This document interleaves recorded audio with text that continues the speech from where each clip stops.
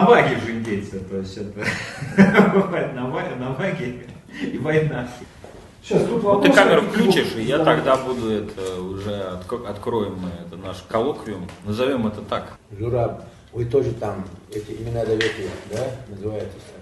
Дорогие друзья, мы продолжаем наши чеченские вечера в центре Льва Гумилева с легкой руки нашего друга, евразийского журналиста и путешественника Дмитрия Ефремова, который открыл нам сакральную географию Чечни. Сегодня у нас увлекательные, интереснейшие гости. Ну и сам Дмитрий тоже вместе с нами присутствует. С удовольствием открываю это мероприятие, приглашаю присоединяться к нашему коллоквиуму. К своему стыду, вот для меня является загадкой, на самом деле, Хызир, почему у тебя написано в Фейсбуке Хызар, а все зовут тебя Хызир. А между тем, давай представлю так, как я знаю, Хызир Ефяев. Человек, который является, ну, помимо всех его основных регалий, вы, я думаю, можете это легко обнаружить в интернете, старший научный сотрудник, плюс человек, который занимается давно и, скажем так, погружен в строительство дороги в Галанчевском районе, человек, который вернулся, скажем так, туда еще в то время, когда там были боевые действия, занимается скотоводством, фермер. Вот, это все как такая внешняя сторона этого человека, потому что у него есть на самом деле такая внутренняя, но она не очень скрывается, эта сторона, потому что, на мой взгляд, вот ты являешься, ну скажем так, если есть такие люди, в которых входят духи, да, места, и вот демонстрируют себя через них, то вот, на мой взгляд, ты являешься таким воплощенным духом этого пространства, на самом деле, с которым каждый, кто прибывает в Чеченскую Республику и погружается в Нашку, может столкнуться практически лицом к лицу. Вот. Надеюсь, я не смутил тебя своим рассказом вот, о том, как вот мне видится твоя роль во всем этом деле. Тем не менее, почему у тебя в Фейсбуке написано Хызар? Ну, правильно, имя произносится Хизар. Хизар. А чеченцы тебя тоже называют Хызар? Нет, Хизар называют. Хизар называют. Хызар. Да, Хизар. Ударение просто не так, правильно? Так, в Фейсбуке написано правильно. Хизар Ефяев. Знаешь, что впервые я попал еще в раннем детстве, со своим старшим братом поехал. И, наверное, с первой поездки в моем сердце зародилась огромная любовь именно к этим горам, к этой местности. К тому же я сам, мои предки являются выходцами именно из Нашхи. Мы являемся Рамзаном представителями Тепа Нашхай. И, как ты уже знаешь, Нашха является исторической проводиной чеченского народа. По некоторым данным, по основной версии, 63 чеченских тайпа являются выходцами именно из Нашхи. Ну, потом уже со временем из этих тайпов появлялись такие маленькие тайпы, и сейчас их у нас уже около 150 насчитывается. Ну, я впервые поднялся в Нашха с целью жить. Я где только не работал, и в милиции работал, и тренером БСШ работал по борьбе. Но всегда меня тянуло в горы, именно туда, в Нашха. Хотя я, как свои 5 пальцев, можно сказать, знаю и все горные районы наши. Так как у тебя там старая информация, старший научный сотрудник, я являюсь заведующим отдела природы и охраны объектов культурного наследия Аргунского историко-архитектурного и природного музея-заповедника. И Галанчевский район, Нашха, меня тянуло, потому что вот, остальные районы были доступны, они были изучены. Все памятники исторического наследия у нас были в реестре, оттуда включены в реестр. Можно было подъехать, пешком подойти, заснять, замерить все. Эти дела были сделаны там. А Галанчевский район из-за 2 этих военных кампаний у нас был, можно так сказать, вообще не изученным в этом отношении, в отношении исторического наследия. И вот неизвестное, неизведанное меня всегда влекло, и я всегда, моя душа рвалась туда, именно в Волончевский район. И с тобой вместе мы в 2015 году там побывали. Ты сам помнишь нашу экспедицию, как только мы слезли с машин, и где-то минут 10 отошли от машин, полил сильный ливень, и где-то на протяжении 5-6 часов мы шли под проливным дождем. Ночь, наверное, никогда не забудется, это который мы ночевали на повороте в Хайбах. Ливень, все мокрые, одежда мокрая. Ну, хорошо, ну вот прежде чем как бы говорить о нашем с тобой совместном путешествии, которое является на самом деле маленькой толикой, поскольку ты человек, который постоянно в Нашке живет, расскажи, пожалуйста, вот с какими сложностями ты столкнулся, когда впервые решил туда прийти жить? И почему как бы это было так сложно? Ведь, насколько я знаю, чеченцам не давали возможности жить в этом месте.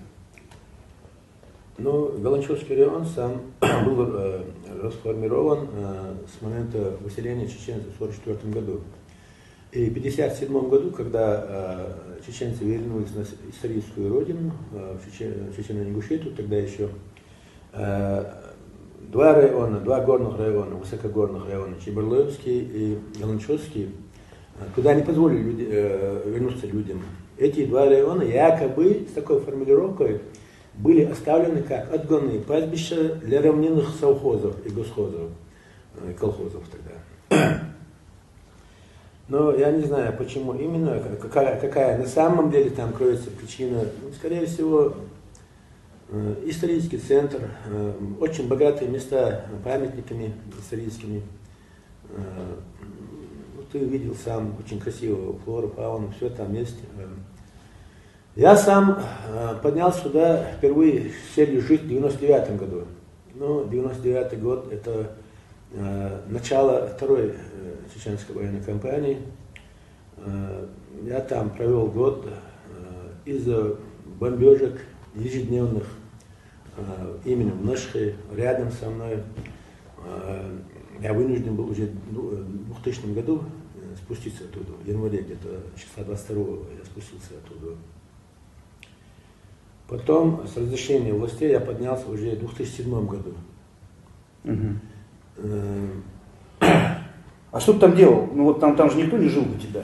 Там никто не жил, в этот период не жил. Вот, с началом второй этой военной кампании люди, которые там пасли и Атары, и Крупногатовск, они спустились уже на равнину.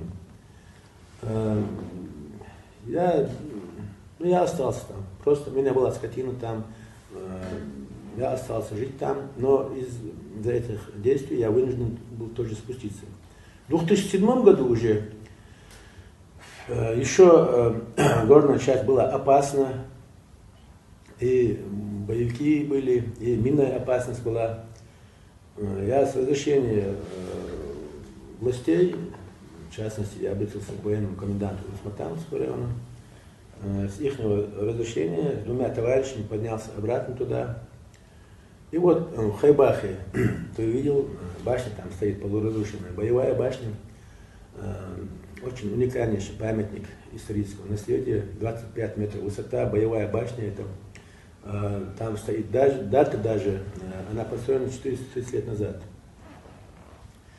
Вот эта башня была разрушена, полуразрушена, по нему был нанесен ракетный удар, и если говорить на чистоту, у меня душа заболела, когда я это увидел. Я заснял все это, сфоткал. А у меня брат тогда работал журналистом. И я эти фотографии отдал ему, и он с хорошей статьей опубликовал эти снимки в газете. И все газеты переняли, показали все это дело. Даже показали по телевидению. И по этому факту было возбуждено уголовное дело. Первая статья с этими фотографиями, с этой статьей, первая газета, вышла в свет 6 июля 2007 года. 6 июля. 12 июля прилетел ночью вертолет, покружил над нами и улетел. А на этом месте я уже 2 месяца как пас скотину, Я выгоняю на следующий день скотину, и пошли взрывы, подрывы скота на минах. И вертолет разбросал мины. Потеряла там 13 голов бычков, и у меня товарищ на лошади подорвался. Ну там не осколочные мины были. Если бык наступит, корова наступит, по колен ногу отрывало. Вот такие дела. И в 2007 году тоже, после этого случая, я вынужден был обратно спуститься на равнину. Ну, родные братья начали уже требовать, чтобы я спустился. Вот такая история. Хорошо. А сейчас что вы делаете? Как сейчас живет Гланчевский район? Что с ним происходит? Дорог там не было до определенного момента. Но я знаю, что на самом деле на озере говорят, что там еще Дудаев строил дачу в свое время. На озере нет. Дудаев ничего там не строил. От озера где-то километров 10 есть населенный пункт Ялхрой. Это родина Дудаева. Вот там не сам Дудаев, его двоюродный брат, его брат построили там хорошие дома построили, но в эту войну они разрушены. Кстати, мы вот 12-13 сентября через Ингушетию, через Алкун заехали туда. Есть там такие вот общества, Ашткойские земли, Мярджа, Тьеч, Яхка, Ялхрой, Мужген, Хабхарой. И вот мы доехали до Ялхроя, все замеры, обмеры, фотофиксацию, GPS-привязку. Вот необходимую работу поделали там. И вот сидели, поели вот именно вот этого дома, так называемого, Дудаевского. В развалинах он лежит. Так, дома нет, ничего нет. Зачем вы туда ездите сейчас, продолжаете? Ну, кроме того, что там есть красивые башни, которые еще, может быть, не доразрушили до конца. Ну вот, если есть хотя бы фундамент старых древнейших построек, они считаются памятниками, историческими памятниками. У нас в госреестре республики имеется 631 памятников. Туда входят и природные памятники, но в основном это львиная доля приходится на исторические памятники. Это башенные комплексы, жилые башни, боевые башни. И вот памятники культового назначения, там гротовые захоронения,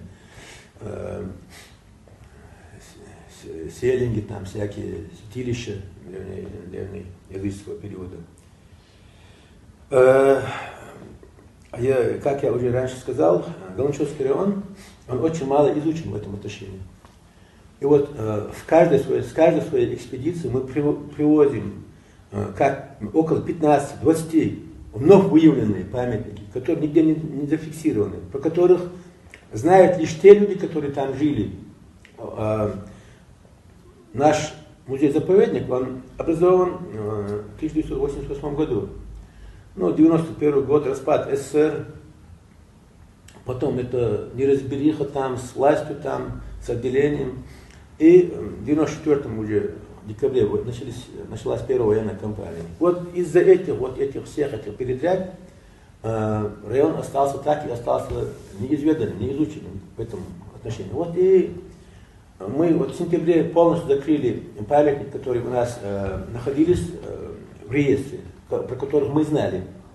И как я сказал, с каждой экспедиции мы приводим 15, 20, 25 памятников, как вновь выявленные. Мы сделаем на них технические паспорта и со временем их включат тоже в реестр памятников республики. Вот смотри, помимо тех камней и тех построек, которые ты обнаруживаешь в этом пространстве, что еще, какие еще вещи могут прийти совершенно неожиданным образом? Вот, например, что-то связанное с древними чеченскими верованиями, с мифологией, с различными языческими божествами. Например, я сейчас немножечко подведу к тому, о чем я говорю. Я знаю, что есть священный месяц у ингушей, апрель, посвященный богине Тушоле. Также есть птица, которая называется Тушоли Котом или Удот, и очень много разных вещей, связанных с этой богиней. она, ну, вот, если это как бы сравнительную проводить аналогию, мифы, связанные с ней, они напоминают шумерские мифы, связанные с Иштар. То есть это мифы умирающего бога, значит, схождение в ад за ним, возвращение его. Я знаю, что вы нашли святилище Тушоли в Чечне, в горной Чечне, в районе Галанчужского озера. Что там есть? Этот памятник богини Тушоли, мы знали, на него был технический паспорт, еще в 1975 году составленный, тогда еще не было заповедника, но был такой Кузьмин и Кузьминкова. Вот эти два человека ходили по этим горам, вот от них остались черно-белые фотографии и описание вот этих памятников. И вот ты с нами был 25 февраля, мы пошли туда, Вилах называется это селение, и этот памятник богини называлась так, богиня земледелия и плодородия. Поэтому этот праздник приходился на апрель, когда вот посевы весенние начинались. Ты из-за состояния здоровья не смог с нами просто тогда подняться. Мы пошли до конца, и мы там обнаружили действительно, мы просто боялись, что вот этот памятник будет разрушен этими, в связи с военными действиями. Это недалеко от Елхороя, там развернулась в начале, в конце 99 декабря, по-моему, да, 25 декабря, такая кровавая драма. С вертолета были обстреляны пастухи, 5 человек убито, там очень много домашнего скота там погибло, ну, расстреляли из вертолета. И вот товарищи мои боялись, опасаясь, что этот памятник будет разрушен. Но он, алхамдулилля, стоит высотой 4-30 метров памятник. Гора каменная. Вот отсекли там край горы. И вот прямо из горы, короче, стоит вот этот памятник. Памятник богини Тушоли. У нас вот это общество такое горное, за Галанчожем лежит. Вот к озеру как спускаешься, напротив стоит каменная гора. Вот прямо за горой идет ущелье Дойничу. И вот полностью там находится общество Эка. Мы в прошлом году в сентябре там были, и в этом году в сентябре были там. И там есть одно из первых поселений, там есть, и рядом есть Тишли селение. И вот у нас был такой этнограф, составитель такой у нас очень популярный и необходимый для нас книги «Топонимия Чечни» есть. Сулейманов Ахмад. Вот этот Сулейманов Ахмад в своей книге пишет, что это Тишли, не что иное, как Тушоли. Изначально вот это селение называлось Тушоли. Вот, были вот такие там топонимические привязки, и как памятник, и вот селение Тушоли. И вот помимо вот этих праздников, в 2015 году, если ты помнишь, после нашей ночевки возле озера Галанчож, я внес предложение нашим товарищам подняться на гору Мизеркварт. Был профессор с Москвы с нами там, Гуня Алексей Николаевич, географ, и он спросил, почему ты хочешь туда подняться? Я сказал, каждый раз, когда мы приходим туда, на это место, к озеру, у нас действительно возникали споры. Там гора, вот наподобие пирамиды, такой, острая гора, и на верхушке там торчат камни. Некоторые говорили, что это засохшие деревья. Некоторые утверждали, что это каменные расстанцы, которые с почвы торчат. А у нас была информация, что это развалины христианского храма. Вот этот храм еще в свое время, в 1867, по-моему, описывал Ипполитов. После того, как вышла его статья с Петербурга, именно вот приезжал, чтобы обследовать это место, приезжал академик Миллер из Петербурга. После него осталась статья. После него даже остался снимок, рисунок карандашом сделан там.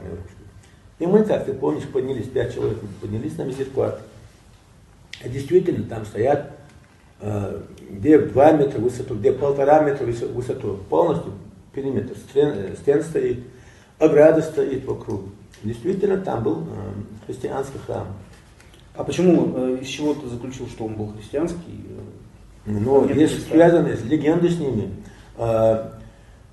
Есть очень много легенд, и старики рассказывали, что Нашха, Галанчож и Эка в те времена, это выпадает на 9, 10, 11 века, с Грузии приходили туда христианские миссионеры, и вот эти 3 общества были как бы своего рода христианскими центрами Горной Чечни. Есть утверждение. Ну там же, соответственно, есть, насколько я знаю, христианские кладбища. Вот Моцарой, Нашхе, есть кладбище рядом с селом, за речкой. Вот это место в топониме у Сулейманова Ахмеда обозначено как Жаршк. Это по-нашему. Если перевести, это будет Кристан. Если ты выйдешь на территорию этого кладбища, то легко, невооруженным глазом можно заметить, стояли кресты. Но с принятием ислама плечи крестов были отбиты. Но на некоторые остались. В Чармахое ты видел крестообразную стелу, ты видел. Такие же крестообразные стелы мы уже нашли, как дорогу пробили, пешхое нашли. Вот с Чермахоем связана интересная легенда с тем, кто похоронен под этой крестообразной стелой, насколько я понимаю. И это красивая легенда, связанная с так называемым каменным войском. Можешь рассказать про это? Что это такое? Что это за памятник? Я знаю, что благодаря вам он включен вообще в перечень природных памятников. Памятник, да, окаменевшее войско, да, благодаря мне включили его туда. По существованию этого памятника природы знали очень мало людей.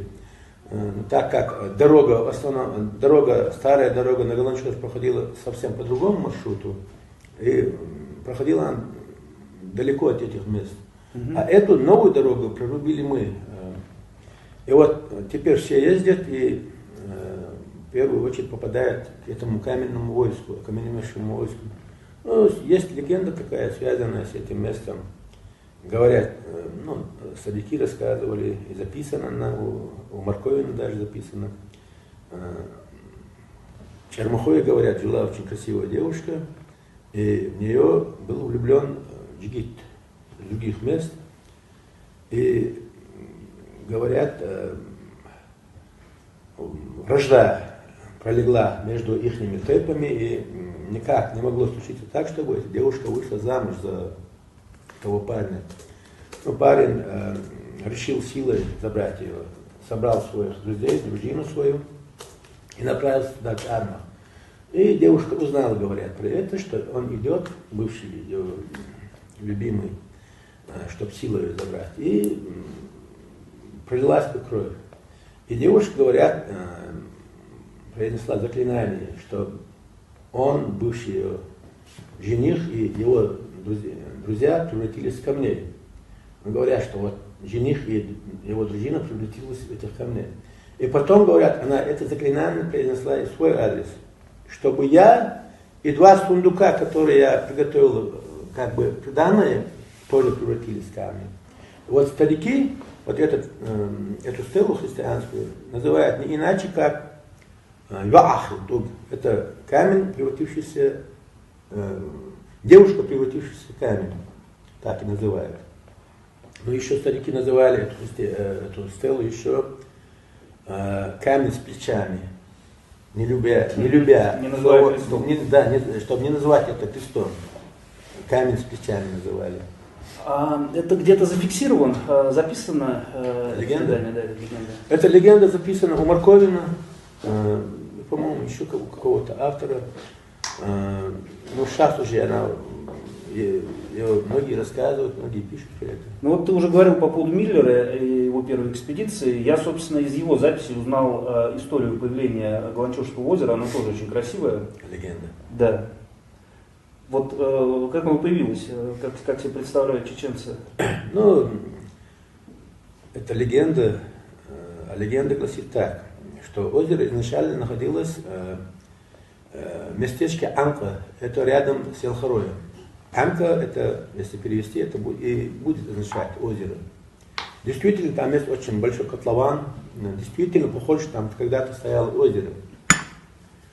А легенда гласит так, одна женщина постирала там грязное белье детей, и это озеро, обидевшись, превратилось в быка, белого быка, и ушло оттуда. Перевалило через эту гору, что стоит над Галанчожем. И этот бык начал пастись на этих сочных лугах галанчожских. А там, где вот сейчас озеро, предание гласит, что отец и два сына запрягли быка своего и пахали землю. Ну, бык у них устал, спотел, не мог работать, и два сына предложили: отец, вот не наших односельчан бык откуда-то забрел сюда, мощный, красивый бычок, давай его запрягем и им докончим пахоту. Отец, ни в коем случае, это чужой бык.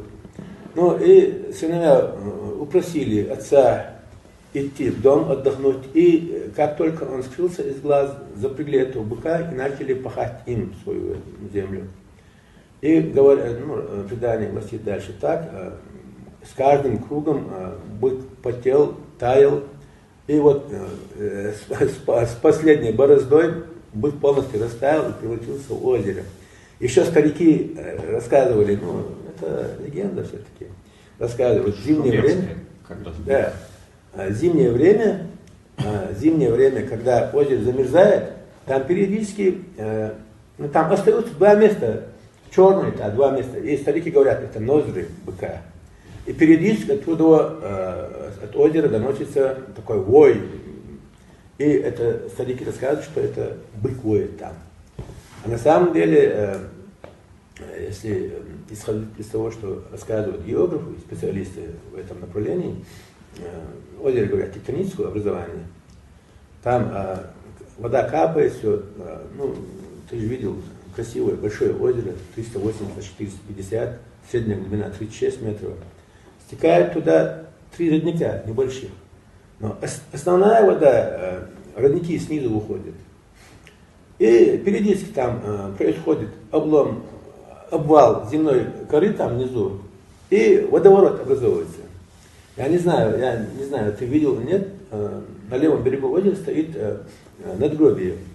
Это памятник поставлен человек, который 127 лет назад залез туда искупать лошадь, и как раз водоворот образовался. А лошадь спаслась, он утонул там. И люди тогда еще сделали плот, каждый метр делали узелки, багор там наконец, и волочили по дну озера. 36 метров, говорят они.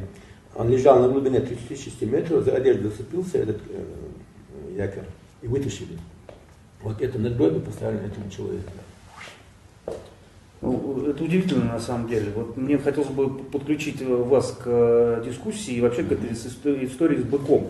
На самом деле, насколько сама по себе тема быка, да, она там характерна для, в том числе там сразу вспоминается там похищение Европы, но это там, уж совсем банальная вещь. Но с другой стороны, тема быка и тема вообще скота связана с такой женской психологией и с женской рациональностью на самом деле. То есть это там, вторая рациональность, глубинная, которая предшествует мужской, и то, что предшествует патриархату.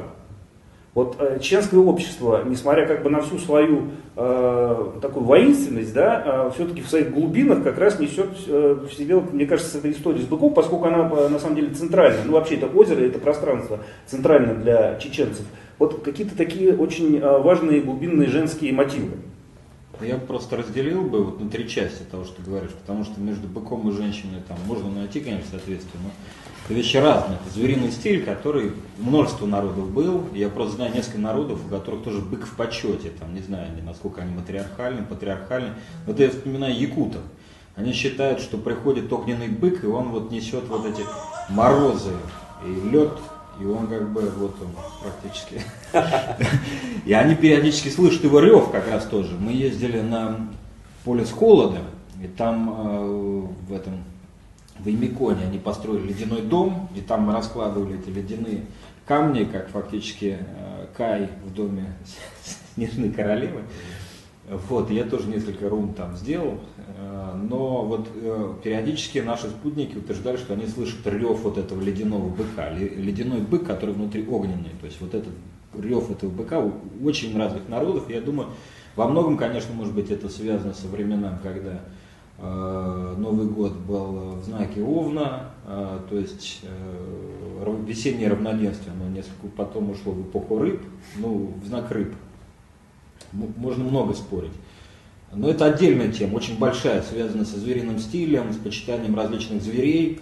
Вот в Таджикистане есть озеро Искандер-Куль, где считают, что оно произошло от коня Александра Македонского. То есть озеро Конь мы уже видим есть. Помимо вот озера Быка есть озеро Конь, они тоже вот видят кровь люди этого коня на этом озере, слышат, иногда он выскакивает, якобы вот этот водный конь. То есть каждое озеро несет в себе вот этого зверя, может быть, или трансформируется животное, озеро, пространство. Если начнем это обсуждать, мы уйдем в такие дебри. А что касается женских, это очень интересно. Я думаю, это напрямую с быком не связано, но связано, конечно, с менталитетом и чеченцев, и многих других народов. Я вот вспоминаю, как раз здесь вот присутствует Сакраб Гайрат, что до сих пор у многих народов, и не только шиитских, а и суннитских, в Афганистане существуют древние языческие культы, вот я знаю, почитание женщин, не только у нуристанцев. Вот с виду там один Талибан, один там ИГИЛ там, и так далее. Ну, во-первых, там есть шииты, которые почитают Фатьму, да? Но с другой стороны, вот я с удивлением мы узнали, что до сих пор у многих племен, в том числе и у пуштунов, и там у тюрок, существуют древние какие-то архаические обряды почитания вот женщин, матерей. Это, видимо, связано с древними какими-то арийскими культами, которые были там во время ООН, сохранились не только у нуристанцев, но вот и, что интересно, у пуштунов. Казалось бы, там уже все уже катком проехало, там чистый такой мужской исламизм, небо, Аллах, там все, а вот это и есть. Да, она еще до калаши, еще такое. Ну, калаши это просто явно там это есть, они до сих пор, но их сколько осталось-то? А вот существует почитание женского и в Афганистане. Вот это крайне интересно, что у такого патриархального мужского народа вот в корнях есть вот это почитание богини-матери. Это было бы любопытно, конечно же, изучить, но это, благодаря этому это и дает целостность народу, потому что на одном мужском там простоять невозможно. Это как инь и янь, там в белом круге всегда должна быть черная точка или в черном круге белая. Благодаря этому, я думаю, чеченцы черпают вот эту космическую гармонию, что вот это озеро существует, из которого все возникло. Это же душа народа. Это как вот в Киргизии говорят, что такое Иссык-Куль? Это наша душа.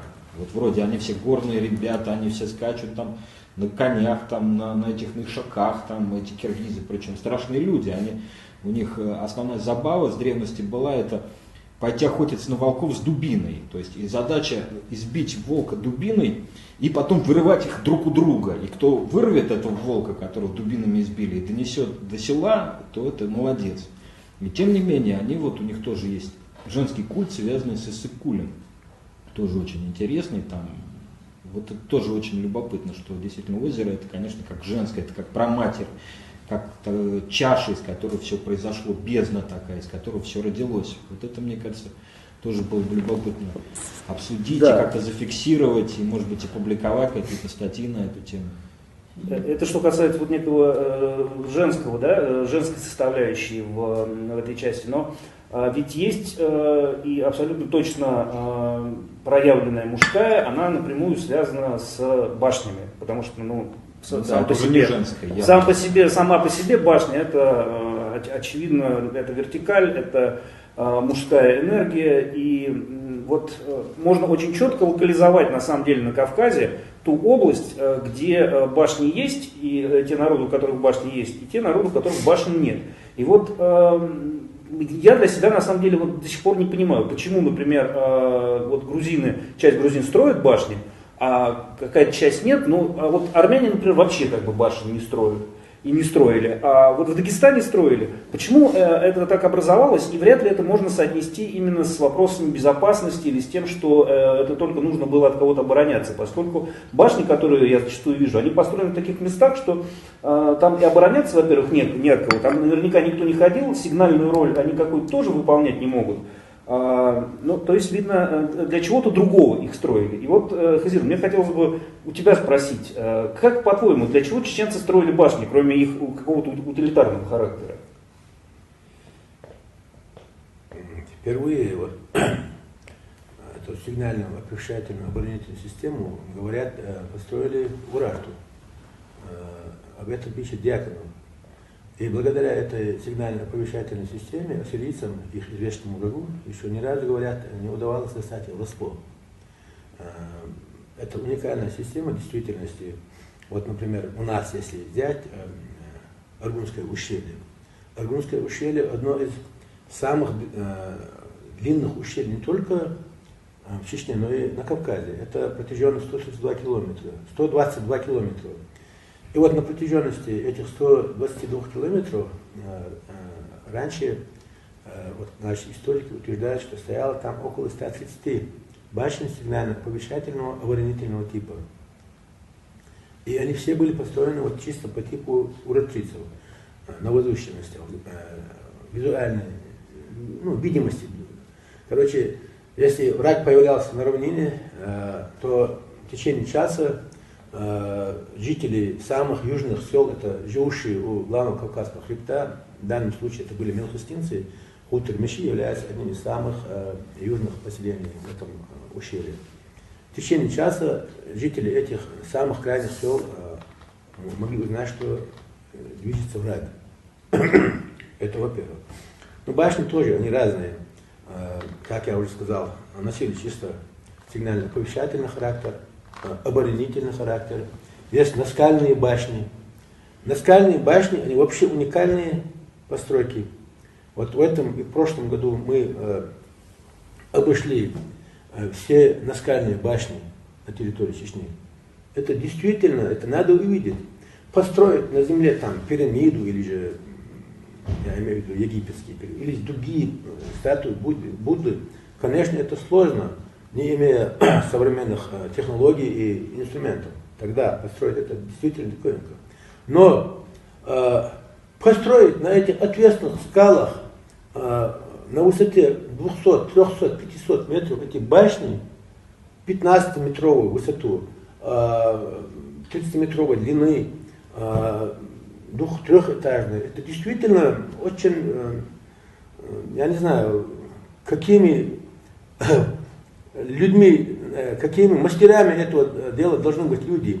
И действительно, вот эти наскальные башни построены во всех, только в ущельях. А раньше все пути тропинки были по ущелью, вдоль рек.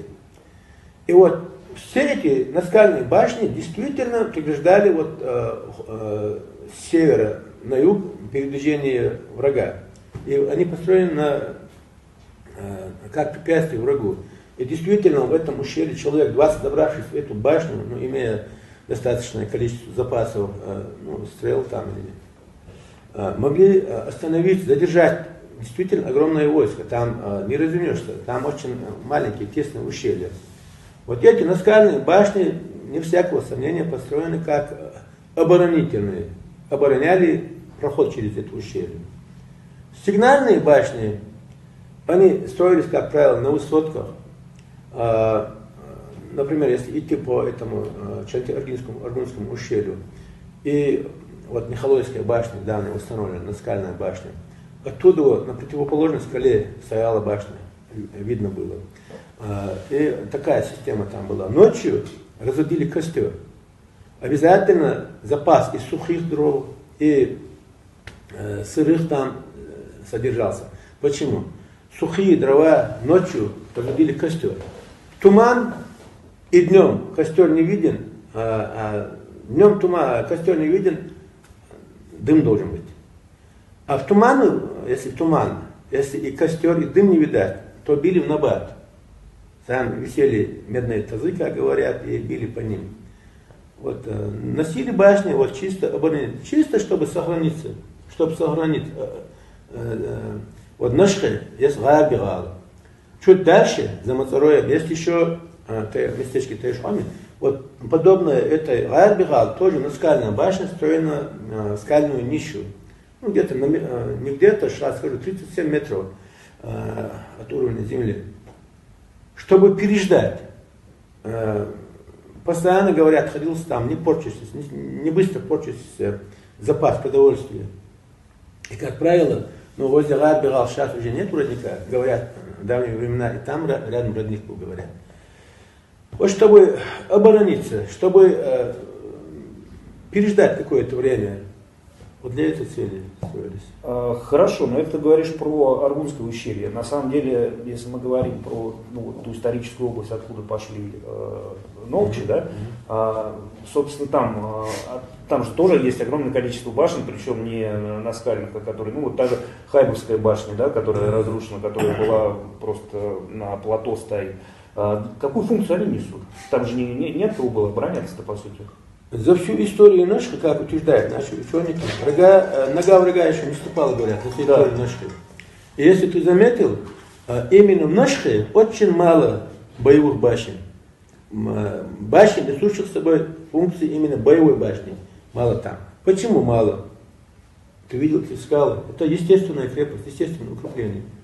Если защитить несколько тропинок, которые тогда вели туда, в башнях не было необходимости.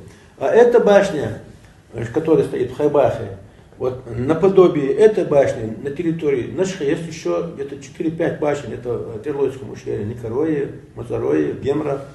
4 башни. Они все считаются башнями более поздней постройки. Но, как я уже сказал, Хайбахская, там на арабскими цифрами стоит дата 1004 год по хиджре. Это где-то получается 430 лет назад построено. Они считаются более поздними. И как известно, с появлением пороха строительство башен было прекращено, так как пушки могли разрушить башню легко. Хорошо. То есть все-таки ты как-то склоняешься к непосредственно к утилитарному характеру этих построек. Тогда расскажи, пожалуйста, как устроена башня? Ведь они же все, у них есть определенный принцип, по которому они строятся, начиная от того, где должен располагаться вход. И это связано со сторонами света, а также количество этажей, ее высота и количество. Почему 13, насколько я понимаю, вот этих перекрытий сверху? Не на всех. Более ранние постройки имели, это ступенчато-пирамидальная кровля называется. На более ранних башнях, что в Мальстах, что вот в Мерхастинском ущелье, в Мещи, в том же самом Мещи, от 7 до 9 ступенек. Более поздние башни, более поздние постройки, вот Хайбахская, Мазаройская, что в Терлое, Никоройская башня, там от 13 до 15 ступенчато-пирамидальных этих ступенек. С чем это связано? Почему такая разница? Ну, с каждым годом строители начинают делать новые узоры на стенах дома. И вот, наверное, с совершенствованием этих строителей в своем деле, они, наверное, там башни начали строить повыше, и кровли начали делать такие. Я не знаю, это у Хайбахской башни внутри был или нет. Нет. Хайбахская башня, и есть еще где-то около 7-8 башен на территории Чечни с арочными сводами. Это арочная. Первый этаж, как правило, ровный такой, пол и перекрытие, межэтажное перекрытие. И вход в боевую башню, как правило, делался на уровне 2-го этажа, чтобы неприятель, когда во время осады ему трудно было забраться сюда. Дверь делалась на уровне 2-го этажа, ставилась приставная лестница, и потом лестница затаскивалась вовнутрь. Первый этаж, как правило, на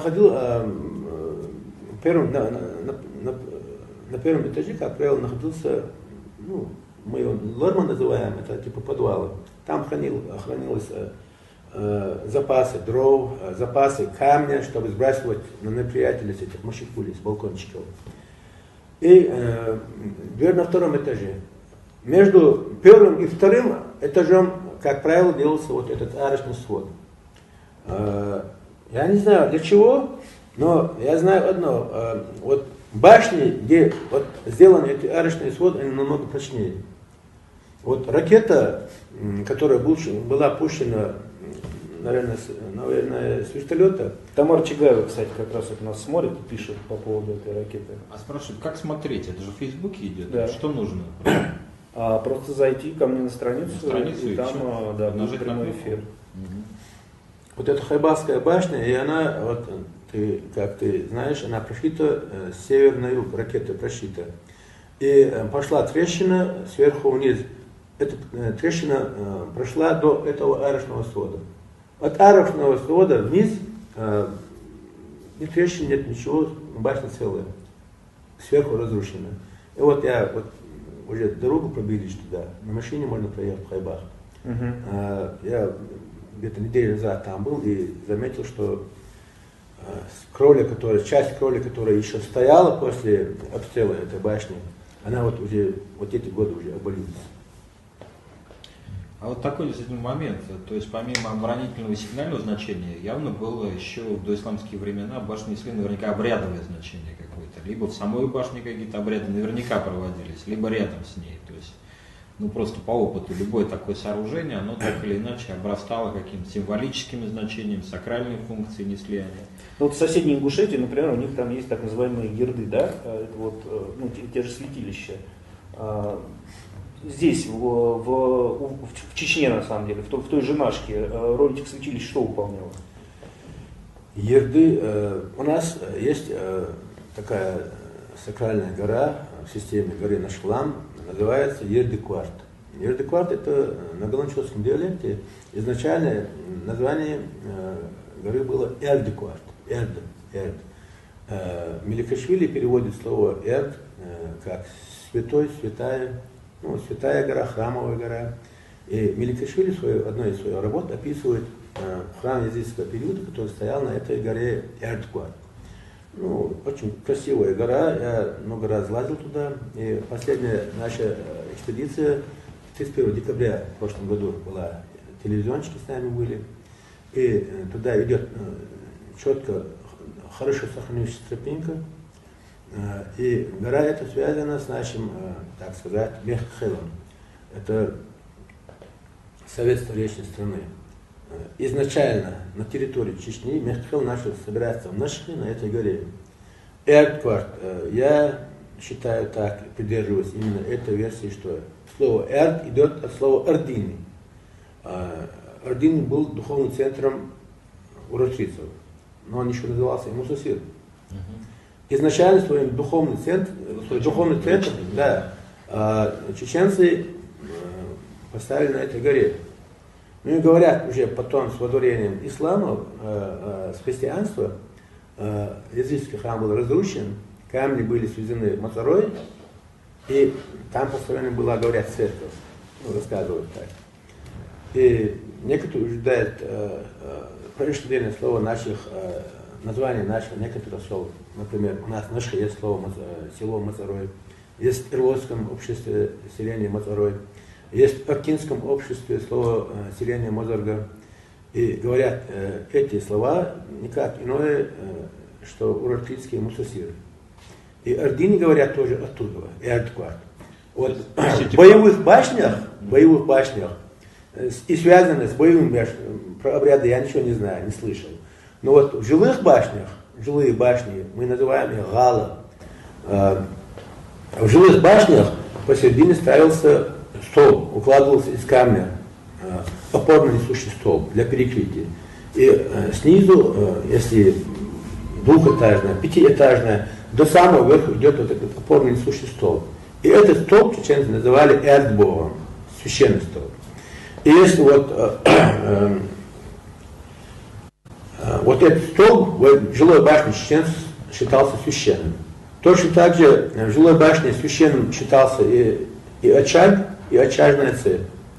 Если там надо было очиститься от чего-то с помощью клятвы там, или же произносили, давали клятву дружбы там, говорят, вытащив кинжал и касаясь кончиком кинжала по этим камням, из которых выложен этот Эрд-Богом, и обходя этот Эрд-Богом, давали клятву.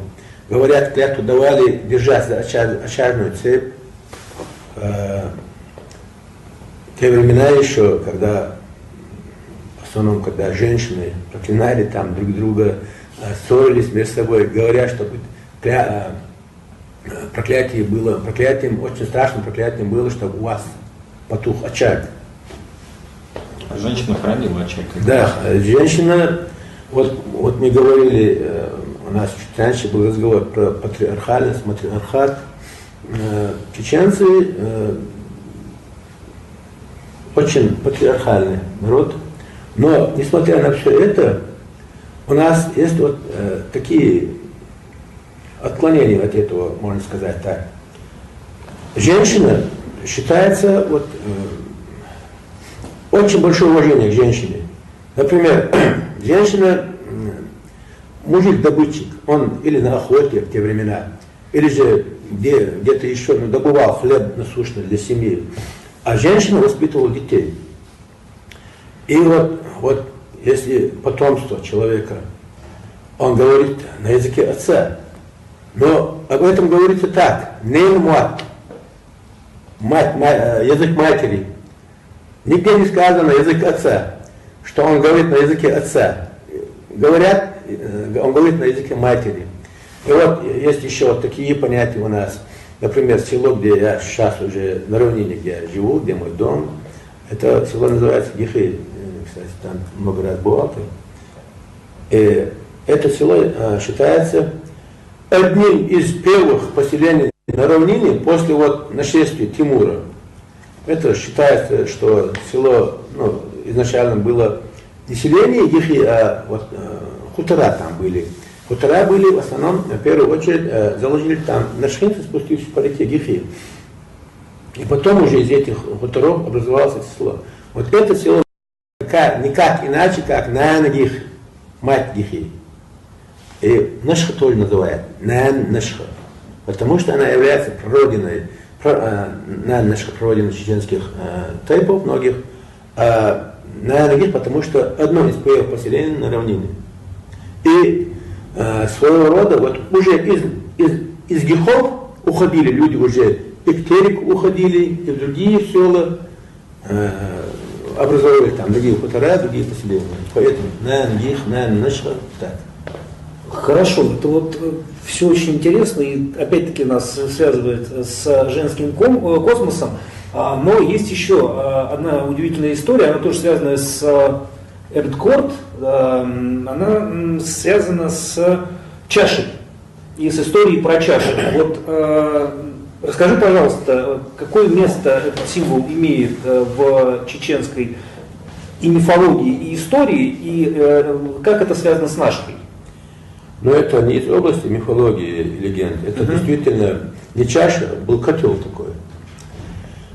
Котел был довольно-таки большой, по рассказам стариков, там вмешался за один раз мясо пятигодовалого быка. Пятигодовалый бычок в горных условиях, той же Нашхи, это где-то около полтонны мяса. Это для гор, для равнин очень большой котел. Котел, такие же котлы, два котла было, говорят, и рассказывают ученые, и Урарту. И вот наподобие этих урартлицев, когда уже от первых поселенцев пошли потомки, начали образовываться тайпы, там народ уже начал формироваться. И вот они тоже говорят, построили себе котел, наподобие тех, что были у Урарту.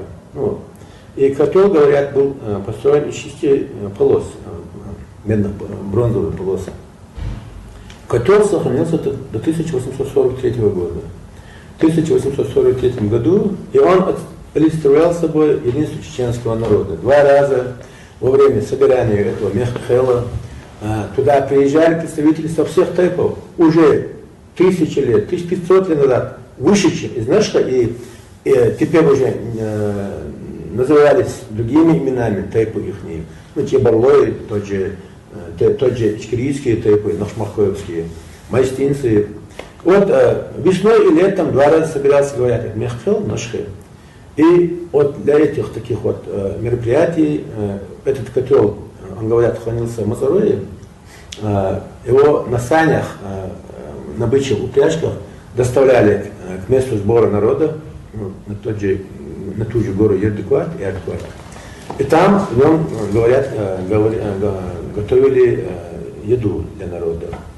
И вот у нас до сих пор есть вот такое поверье, если в течение 40 дней родственники не поедят за одним столом, вместе не покушают, то вот это родство может распасться.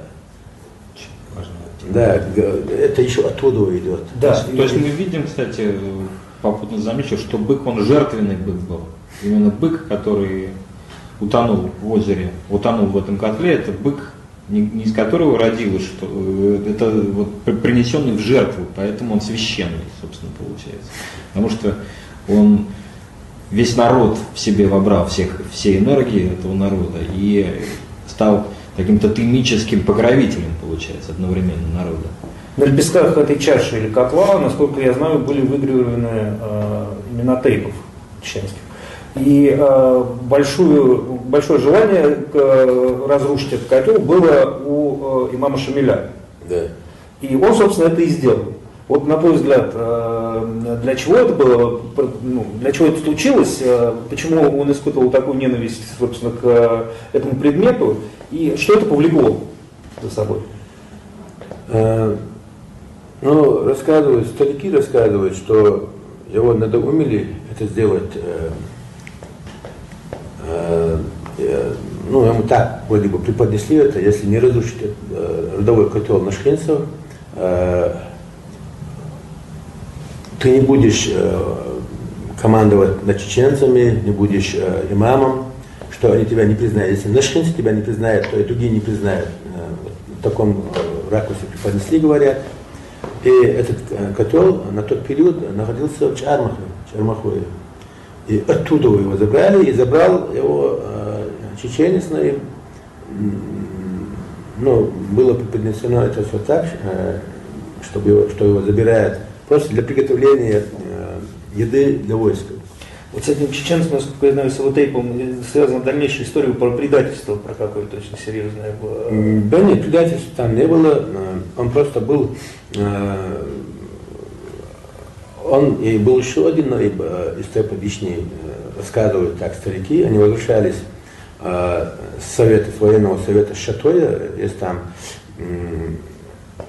за обществом пешка идет такая гряда, и по ней вот 4 всадника, 5 всадников до сих пор могут свободно рядом проехать. Это хорошая тропинка и тропа, и вот эту дорогу называли дорога войск. И именно нашхинцы, галайцы, акинцы оттуда по этой тропе в Шатой, Тумкале, Чебарлой вот, ходили и возвращались. И вот на этой тропе, говорят, произошла ссора между этими двумя наибами. И вот там от руки душнинца погиб этот нашхинец, там, этот наиб. Предательства там не было. А с депортацией эта история как-то связана? Или... Да, связана. Не история сама, вот котел. Вот до сих пор у нас в селении Гехичу живет старик. Ему где-то за 90, по 90 лет я с ним общался, телевизиончик к нему водил. И он рассказывал, что вот этот нашхинец и был его где-то дядей четвертом, по-моему, четвертом поколении. И когда вот этот котел был разрушен, нижняя часть, что осталась от этого котла, вот этот наиб забрал туда, в Хайбах. И вот за этой Хайбахской башней, там рядом стоят 2 башни жилые, и вот за этой башней, типа, навес был маленький, небольшой. И этот старик рассказывает, там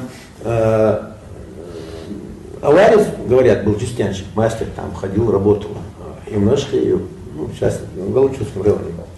И вот они позвали этого мастера, и эту оставшуюся часть он переделал типа ванна есть. И вот этот старик рассказывает, мне было тогда на момент усиления 12 лет, говорит он, и я до сих пор помню, как меня моя родная тетя в этом нижней части этого котла купала меня. И вот эта нижняя часть этого котла на момент усиления осталась, говорит, у нас за башней, вот этим навесом, он говорит. Понятно. А Просто я еще вспоминаю тему, связанную вот именно как раз с моментом предательства, с тем, что человек, который отдал Шамилю этот котел, его потомки тоже как-то очень негативно поучаствовали в истории чеченского народа. Есть такая тема? Да нет, я не слышал про это. Не слышал. Окей, тогда значит... Подвох какой-то есть, пытаюсь тебя разговорить на какую-то, наверное, ненужную историю. Хорошо. Давай, Дима, я расскажу вам еще очень интересную тему. К сожалению, ты тогда из-за состояния здоровья не смог сам подняться в вилах. Ты видел гроту захоронения Чармаха, да? Эти скалы. Вот наши башни тоже делятся на более ранние и более поздние. Более ранние они считаются, называют циклопическими постройками. Они отличаются от более поздних такой грубой обделкой камня, обтеска. Грубая обтеска. Огромные размеры камней. Бывает, что некоторые камни 2-3 метра в длину, метр в высоту, метр в ширину. Огромные такие эти блоки каменные. И их называют циклопическими постройками. Вот точно так же вот эти гротовые захоронения, чармахольские, они очень грубой обделки. Очень грубые. И они считаются одними из самых древних. У нас в Реесте есть такой Елгородский пещерный город 1 и город 2. И вот недавно я впервые побывал на этом Елгородском пещерном городе. Это надо видеть, это фантастика. Скала стоит. И вот в этой скале, вот как вот стрижи делают на берегу, вот, на речном берегу вот эти себе домики маленькие. Вот точно такая же картина. Но такая обделка, вокруг орнамент сделан. Заходишь внутрь, там типа 2 этажей. Эти гроты, эти комнатки, некоторые имеют сообщения между собой. Из одного можно перейти в другую, из этого в третью. И вот в одной скале где-то 32, по-моему, насчитали. Замеры сделали. Это надо увидеть. Очень. И вот получается так, что чармахольские намного древнее. Есть вилские, есть терхинские, есть эти елгородские. И еще одна особенность у этих гротовых захоронений. Гротовые захоронения считаются только на юго-западе Чечни. Это, то есть, территория бывшего Галанчевского района. На востоке, к югу, Майстах, Чебарлое, хотя это общество считается тоже очень древними, там нет этих гротовых захоронений. Там есть наземного типа солнечные могильники. А гротовые захоронения только на юго-западе Чечни. Хорошо, давай вот у нас некий интерактив подключим. Значит, огромное количество народа нам уже прокомментировало. Есть один вопрос, который человек задает постоянно. Хочешь отвечать на него, хочешь нет. Но как бы он настаивает на этом. Он спрашивает про Алексея Навального, разумеется. Вот, что вы скажете о будущем президенте России Навальном? Вот, я задал вопрос ему о том, что как это связано с темой нашего разговора. Он говорит, никак, но человек умный и интересный, поэтому наверняка знает. О будущем президенте он говорит? Ну, он говорит, да. А откуда он знает, что он будет президентом? Откуда у него такая уверенность? У тебя такой уверенности нет. У меня нет такой уверенности. Отлично. Илья Салиев пишет, очень интересно, содержательно. Повезло с собеседником. Ну, разумеется, повезло. Илья Салиев, мой троюродный брат, живет через дом от меня. Наш друг Шамиль Умхаев. Ага. Пишет, Навальный слишком мелок для России. Очень странно у нас перешел разговор в тему Навального. Пошла энергия, да. Да. Вопрос по существу. Кто построил пирамиды, сколько ученых, столько и версий. Так, Илья Салиев опять говорит, что кроме тебя никто о городе Чечне лучше не расскажет. Турпал, кстати. Мунашев, наш друг, относительно моего комментария по символизме башен, говорит, что я ошибаюсь. Как раз именно утилитарный смысл он как бы первичен, а что они символизируют, вопрос другая сторона. Может быть, несут смысл. Любые символы несут смысл, это значит энергетику. Я думаю, никто не будет спорить с тем, что вайнахи оправдали их сакральную смысловую составляющую, пишет Турпал. Ну вот, не поспоришь. Также наш друг Максим Сурков, которого, кстати, ты, по-моему, не знаешь, но вот тоже неоднократно был в Чечне, но в нашей, к сожалению, не было. Я думаю, как на это берется, пишет: эх, черт, не успел. Ну вот да. Надо Черт, не было успел. успеть. Да, кто не успел. Вот, ну то есть вот такая как бы у нас, слава богу, реакция идет. А вот тема петроглифов меня всегда очень интересует. В разных странах я пытаюсь и разные петроглифы посещать и как-то осмыслять. В Горной Чечне она представлена, тоже, я знаю, там есть и петроглифы, но в каком Представлено, широко представлено, я так бы сказал. Начиная от всяких там этих символов бесконечной, раскручивающей спирали, кресты, просто прямоугольные кресты. Вот на гербе у наших соседей, у братьев наших, он еще есть круг такой и с 3 этими концами. Вот есть такие, есть с 4 концами. Вот в Мацарове, например, на кладбище, это захоронение языческого периода, там, например, идут рисунки людей с распростертыми солнечных людей. Вот, да. Солнечноголовых, да. Да, солнечноголовые люди. Сверху круг, крест там нарисован. Внизу вот этот якобы ингушский, но он на территории Чечни везде встречается, вот этот якобы ингушский герб, знак. Очень широко представлены сцены охоты на башнях. Вот в Мазарое, на Шхе, есть арочный камень над окном, и там тоже изображена сцена охоты. Нарисован человек с натянутым луком, рядом с ним собака, там дальше олень, кавказский благородный олень, скорее всего. Он у нас водился и до сих пор сохранился еще. И вот в Никарое есть такая сцена охоты. И они везде выбиты на камне. Есть совершенно невероятные какие-то оригинальные рисунки. А вот в прошлом году в Терхах мы нашли впервые единственный на территории Чечни нарисованный краской пещерные рисунки. Тоже сцены охоты. Где-то там около 20-25 этих рисунков. Турпал с нами там был, Шамиль, мы 2-3 раза ходили. Краской уже, охрой. Краска, да. Но краска очень такая сильная, типа клея. И надо сказать, что вот эти рисунки, они находятся под дождем, под снегом, на ветру, под солнцем. И не потеряли свою яркость, Красный цвет, да? Да. Писаница это вот. Да. И хорошо сохранились эти рисунки. Петроглифы, но, к сожалению, их специалисты, которые могут расшифровать их, почитать их, можно сказать, не осталось.